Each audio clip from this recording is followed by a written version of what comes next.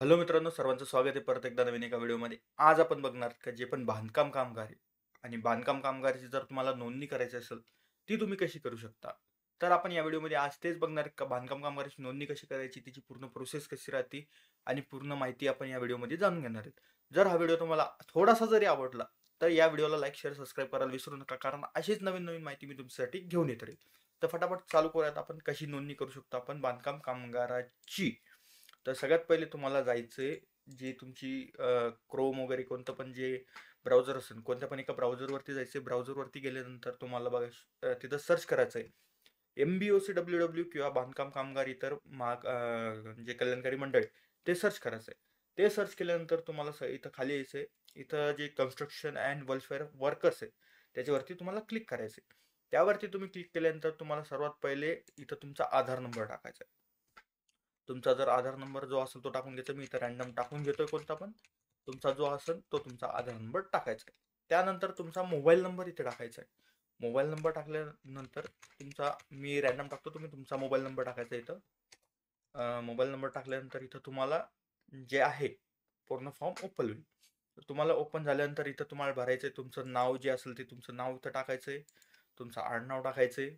तुमचं जे म्हणजे वडिलाचं नाव आणि आडनाव टाकायचं आहे. त्यानंतर तुम्ही तुमचं जे हे जेंडर आहे ते तुम्हाला टाकायचं आहे. तुम्ही लेडीज आहे का जेंट्स आहे का ओदर्स आहे ते तुमच्या हिशोबाने टाकून घ्यायचं आहे. त्यानंतर तुमचं मॅरिटल स्टेटस टाकायचं आहे. तुमचं लग्न झालेलं आहे, नाही झालेलं आहे, डिवोर्स आहे, काय आहे ते तुमच्या हिशोबाने टाकून घ्यायचं आहे. नंतर तुमचं जी जन्मतारीख आहे, जी तुमच्या आधारवरची जन्मतारीख आहे ती तुम्हाला इथे टाकायची आहे.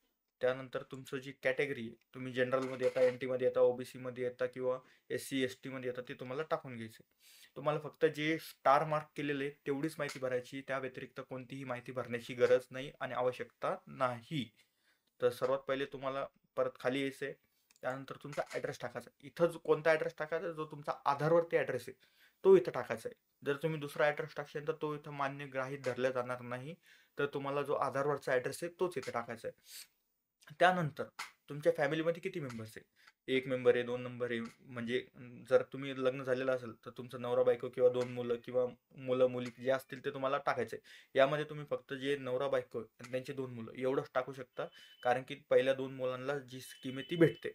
तर जर तुमचं लग्न झालं नसेल किंवा आई-वडिलाचं टाकायचं. जर लग्न झालेलं नसेल तर. त्यानंतर तुम्हाला इथं तुमची 90 दिवसाची प्रमाणपत्र. तुम्ही जे बांधकाम कामगार जिथं काम केलेलं आहे, तिथून तुम्ही जे ग्रामसेवकाचं 90 दिवसाचं प्रमाणपत्र आणशाल, ते तुम्हाला इथं माहिती भरायची. त्या 90 दिवसाचं प्रमाणपत्र तुम्ही तिथं काय काम करता, तुमचं प्रमाणपत्र कोणतं आहे, ठेकेदाराचं आहे, ग्रामपंचायतचं आहे किंवा महानगरपालिकेचं आहे, ते इथं सिलेक्ट करायचं आहे. त्यानंतर जबाबदारी नंबर तुम्ही तिथं कधीपासून काम करताय, कुठपर्यंत काम करता. म्हणजे ज्या दिवशी तुमचं काम संपलं, ज्या दिवशी तुमचं प्रमाणपत्र जारी झालेलं आहे, ती तारीख इथं टाकायची. त्यावरतीच तुमची जी जबाब क्रमांक आहे, तो सुद्धा त्या प्रमाणपत्रावरतीच लिहिलेला असतो. त्यानंतर तुम्ही कोणत्या ग्रामपंचायतचं कामगार पत्र आणलेलं आहे, ते इथं टाकायचं आहे. तुमची ग्रामपंचायत कोणती आहे, ते इथं तुमचा तालुका किंवा जो जिल्हा आणि तालुका आहे, तो निवडून घ्यायचा आहे. मी सध्या पुरतं संभाजीनगर निवडतोय. त्यानंतर तालुक्यामध्ये तुमचं जे तालुका ऑफिस आहे, तुम्ही ज्या ग्रामपंचायतचं जर तुम्ही लेटर आणलेलं आहे 90 दिवसाचं, त्याच ग्रामपंचायत जो तालुका तिथं असेल, तो तालुका इथं निवडायचा आहे. तोच तालुका इथं येईल. तुम्ही जो पण तालुका निवडशाल, समजा मी खुलताबाद निवडतो. खुलताबाद निवडल्यानंतर इथं आहे बघा, फक्त खुलताबाद येते. तुम्ही जो तालुका निवडशाल त्या तालुक्याचंच व्हेरिफिकेशन ऑफिस येईल. त्यानंतर तुम्हाला इथं तुम्ही जे 90 दिवसाचं प्रमाणपत्र आणलेलं आहे, ते प्रमाणपत्र अपलोड करायचं आहे. त्यानंतर तुमचं आधार कार्ड अपलोड करायचं आहे वरती पहिले.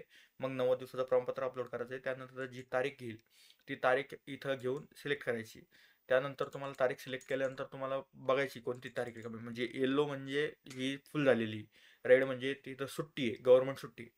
आणि जे हे व्हाईटमध्ये दिसत आहे म्हणजे त्याच्यावर काहीच नाही, ते तुम्ही सिलेक्ट करू शकता. तुमच्या तालुक्यात कोणती तारीख चालू आहे ते तुमच्या हिशोबाने सिलेक्ट करायची आहे.